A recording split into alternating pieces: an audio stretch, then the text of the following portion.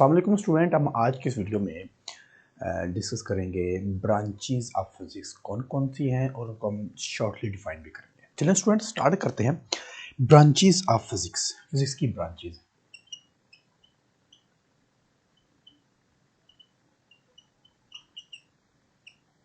अच्छा, branches, physics की branches बनाने का फायदा क्या था या फायदा क्या है? देखें, ब्रांचेस मतलब एक ट्री है, अब उसके डिफरेंट शाखे हैं, डिफरेंट ब्रांचेस उसकी। तो इस तरह हर सब्जेक्ट की अगर फिजिक्स की बात करें तो इसकी डिफरेंट ब्रांचेस होती है, डिफरेंट शाखें होती हैं। इसकी वजह ये होती है कि देखिए, अब फिजिक्स में डिफरेंट ऑब्जेक्ट्स आते हैं, डिफरेंट चीज़ें आती हैं जिसको हम मेजर करना, जिसको हम स्टडी करना होता है।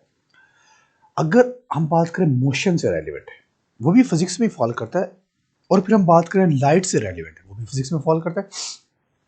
तो दोनों मिक्स अप ना हो जाए, वो वाले जो सिर्फ मोशन से रेलिवेंट है उनको हम अलग ब्रांच में रख सकते हैं, अलग ब्रांच क्या देते हैं।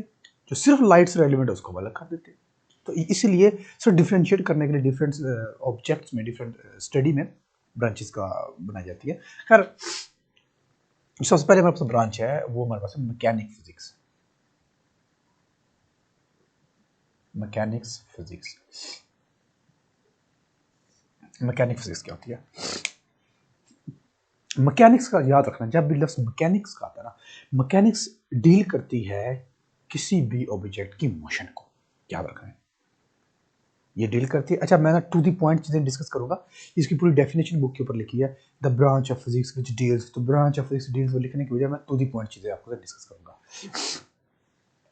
तो जो ये हमारे पास होती है ना मैकेनिक्स, मैकेनिक्स डील करती है किसी भी ऑब्जेक्ट के मोशन को।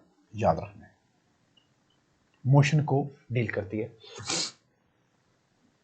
साथ साथ उस मोशन का इफेक्ट क्या होता है और उस मोशन के कॉजेज क्या होते हैं। ठीक है, इनको हम स्टडी करते हैं मैकेनिक्स के अंदर। ठीक है, अब चूंकि बुक के इस 9th की बुक में मैकेनिक्स की मजीद 2 ब्रांचेस में 2 में डिवाइड किया जाता है, वो नहीं मेंशन, वो सिर्फ फॉर योर नॉलेज मैं उसको मेंशन कर देता हूं। अगर ये फिर अगर 2 आ जाती है, एक हमारे पास होती है डायनामिक्स, काइनेमैटिक्स पहले करते हैं, और दूसरी आती है हमारे पास डायनामिक्स।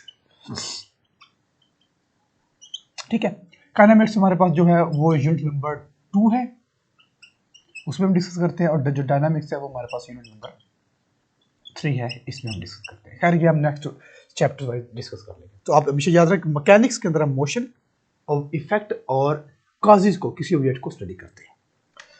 फिर हमारे पास है नेक्स्ट ब्रांच हमारे पास हीट फिजिक्स। हीट फिजिक्स नाम से पता चल रहा है, इसके अंदर ये वो वाली ब्रांच होगी फिजिक्स की जिसके अंदर हम हीट को, हीट की प्रोडक्शन को, हीट प्रोड्यूस कैसे होती है, मोड ऑफ ट्रांसफर और इसका इफेक्ट क्या होते हैं को स्टडी करते हैं। इसको हम बोल देते हैं हीट फिजिक्स। हीट प्रोड्यूस कैसे होगी? हीट मोड, मोड का मतलब होता है तरीका, मेथड, किस तरीके से वो एक जगह से दूसरी जगह ट्रांसफर होगी। सर्दियों में हीटर ऑन किया हुआ कोने में पूरा कमरा गर्म हो जाता है, तो वो हीट एक कोने से कमरे के दूसरे कोने तक कैसे पहुंची, ये होगा मोड ऑफ ट्रांसफर। हीट के इफेक्ट्स क्या होते हैं? तो जिस फिजिक्स में हम इन चीजों को स्टडी करते हैं उसको हम नाम देते हैं हीट फिजिक्स का। नेक्स्ट हमारे पास है third, light physics, sound physics. वो आगे पीछे नाम हो जाए, डोंट वरी, बट मैं सिर्फ इसको ऑर्डर के साथ कर रहा हूं जो कि बुक के ऊपर मेंशन है। साउंड फिजिक्स क्या होती है? तो नाम से पता चल रहा है कि साउंड प्रोड्यूस कैसे होता है, प्रोडक्शन, साउंड की प्रोडक्शन, वही बात है साउंड ट्रांसफर। ठीक है, और साउंड के aspects, aspects of sound, aspects होता है एक खास मटेरियल, एक खास पार्टिकल जिसको मेंशन करते हैं। ठीक है, जिसमें हम इन चीज़ों को स्टडी करते हैं उसको हम साउंड फिजिक्स कहते हैं। जैसा कि हम यहाँ बैठकर बोलते हैं, तो मस्जिद में अगर अजान हो रही है तो वो साउंड पूरे मोहल्ले में साउंड सुनाई दे रहा है, तो साउंड कैसे प्रोड्यूस हुआ, इतना लाउड साउंड कैसे प्रोड्यूस हुआ, वो साउंड ट्रांसफर होकर दूसरे बंदे सुन कैसे रहे हैं।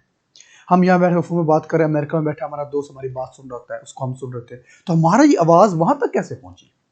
तो जिस जिस फिजिक्स में हम ये चीजें डिस्कस करते हैं उसको हम बोलते हैं साउंड फिजिक्स। नेक्स्ट हमारे पास है light physics.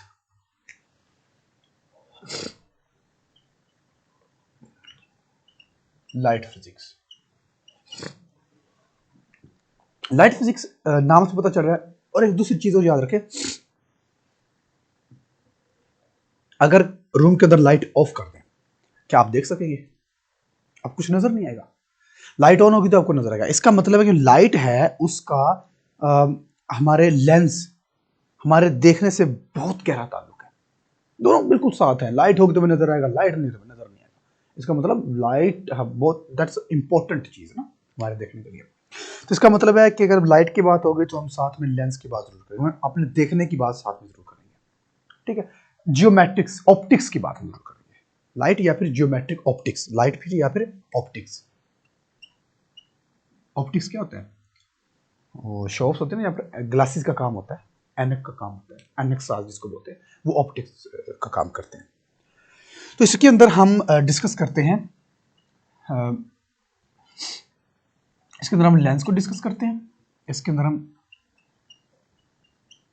Aspects of light को डिस्कस करते हैं।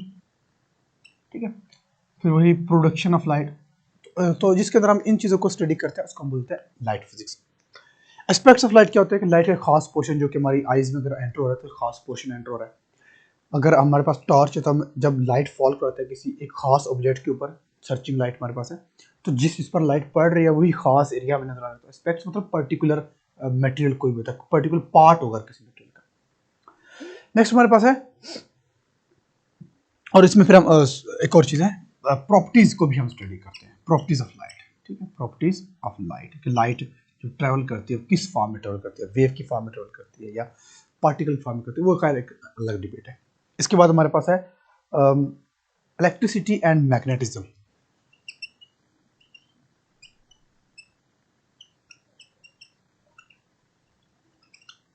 मैग्नेटिज्म,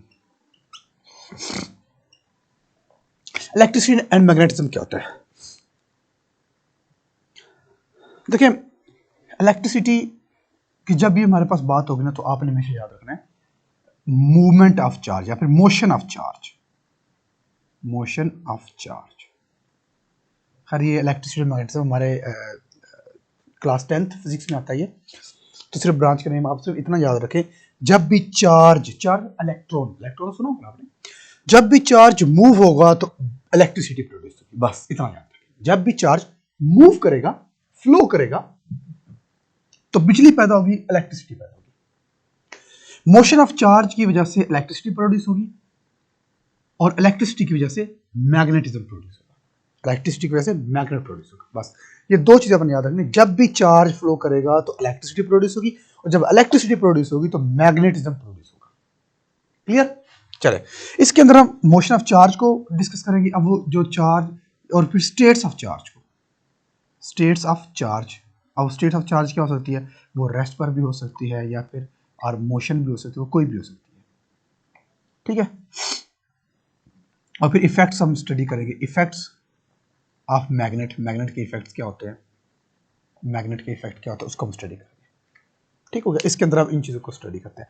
जो क्लास 10th में इसका एक पूरा चैप्टर है, तो इस चैप्टर के अंदर हम सिर्फ इसी को स्टडी करते हैं कि जब चार्ज मूव करता है तो इलेक्ट्रिसिटी कैसे प्रोड्यूस होती है और जब इलेक्ट्रिसिटी प्रोड्यूस होती है तो मैग्नेट कैसे प्रोड्यूस होता है। तो हम इन्हीं चीज़ों को ही स्टडी कर रहे होते हैं। नेक्स्ट हमारे पास है एटॉमिक फिजिक्स। अब जो एटॉमिक फिजिक्स है, नाम से पता चल रहा है, इसके अंदर हम किसको स्टडी करेंगे? इसके अंदर हम एटम को स्टडी करेंगे और एटम के किस पार्ट को स्टडी करेंगे? एटम के हम 3 पार्ट्स हम बोलते हैं, 2 पार्ट्स हम मेजर बोलते हैं। एक न्यूक्लियस होता है उसका और उसके दूसरे शेल्स होते हैं, बस।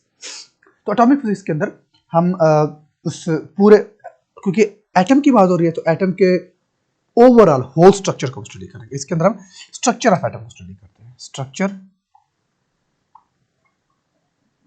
स्ट्रक्चर ऑफ एटम्स और फिर उसका बिहेवियर, बिहेवियर ऑफ एटम। खुद जिसमें हम स्टडी करते हो हमारे पास एटॉमिक फिजिक्स होगा। ठीक हो गया। नेक्स्ट हमारे पास है न्यूक्लियर फिजिक्स।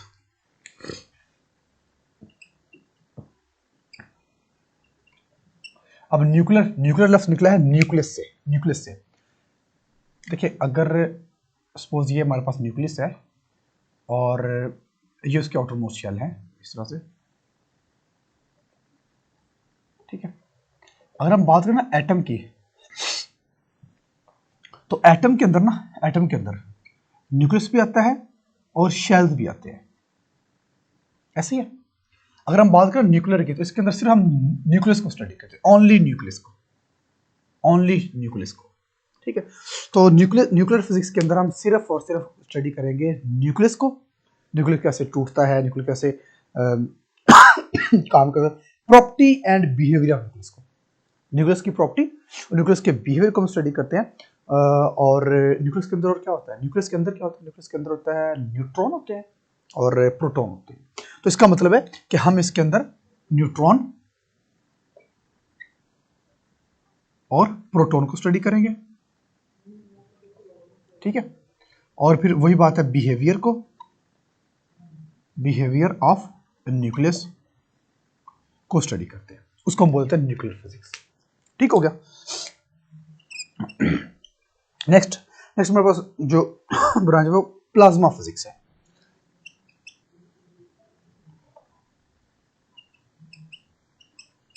अब ये प्लाज्मा फिजिक्स क्या होती है, हमने आपने छोटी क्लास में पढ़ी है स्टेट्स ऑफ मैटर, और कितनी पढ़ी है आपने, 3 पढ़ी है। कौन कौन सी, सॉलिड पढ़ी है आपने, लिक्विड पढ़ी है आपने, गैस पढ़ी है आपने, लेकिन एक और 4th स्टेट भी होती है, वो होता है प्लाज्मा। तो मैटर की 4 स्टेट्स होती है, और जो चौथी है वो प्लाज्मा है। तो प्लाज्मा फिजिक्स के अंदर हम प्रोडक्शन ऑफ प्लाज्मा प्रोड्यूस कैसे होता है, कैसे बनता है, को स्टडी करेंगे। और फिर यही हमारे पास आयोनिक स्टेट भी होती है, इसको आयोनिक स्टेट का नाम भी देते हैं, ठीक है। आयोनिक स्टेट हम क्यों कहते हैं, इसको स्टडी करेंगे। ये 4th स्टेट होती है, इसको हम 4th स्टेट क्यों कहते हैं, तो जिसके अंदर हम प्लाज्मा को स्टडी करते हैं ना, 4th स्टेट मैटर को स्टडी करते हैं, उसको हम बोलते हैं प्लाज्मा फिजिक्स का ये 4th स्टेट ऑफ मैटर होती है, इसको आयोनिक स्टेट भी कहते हैं। क्यों कहते हैं, ये हमारे पास इसका ना छोटा सा पार्ट है इसी 9th क्लास में चैप्टर 7 में, तो हम 7 में इसका छोटा सा पार्ट, उसको भी हम थोड़ा एक्सप्लेन के साथ डिस्कस करेंगे। इसके बाद हमारे पास है जियोफिजिक्स। जियोफिजिक्स क्या होता है, ये जियोफिजिक्स। अब जियो का मतलब क्या होता है, जियो का मतलब होता है अर्थ, जियो मतलब अर्थ, जमीन। इसका मतलब है कि हम इसके अंदर स्ट्रक्चर ऑफ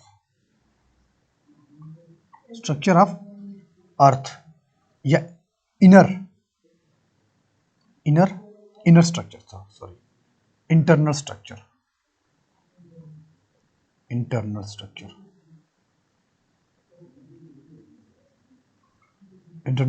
ऑफ अर्थ, इसके अंदर हम इंटरनल स्ट्रक्चर ऑफ अर्थ को स्टडी करते हैं, वो हमारे पास, उसको हम नामते हैं जियोफिजिक्स। और जियोफिजिक्स जैसे कि अर्थ को होता है, ज़लज़ला आता है, तो बताया जाता है कि इस अर्थ की गहराई इतनी थी और इतने किलोमीटर तक फैला हुआ था, इतनी शिद्दत का था, 5 शिद्दत 3.4 या व्हाट्सएवर अल्लाह ताला बचाए। तो ये चीज़ें जो स्टडी की जाती है ना, ये जियोफिजिक्स में स्टडी की जाती है। और फिर यहाँ पर ज़मीन जो है, यहाँ मेटल है ज़मीन के इस हिस्से में, यहाँ से लावा निकल रहा है, यहाँ से ज़मीन की जो स्टडी करके अर्थ की बता सकते हैं, यहाँ पर नीचे मटेरियल ज़्यादा है, यहाँ पर नीचे आयरन ज़्यादा है, यहाँ पर नीचे गोल्ड ज़्यादा है, व्हाट्सएवर। तो वो चीज़ें जिसमें स्टडी की जाती है ना, उसको बोलते हैं जियोफिजिक्स। ठीक है। तो ये थे हमारे पास ब्रांचेस ऑफ फिजिक्स, जिसको हमने सिर्फ डिफाइन किया है। अब मजीद अगर इसमें से कोई हमारे टॉपिक में नेक्स्ट आता है, तो उसको हम अच्छे तरीके से एक्सप्लेन करेंगे। आई होप कि आपको अंडरस्टैंडिंग हो रही होगी इसकी। Thank you very much.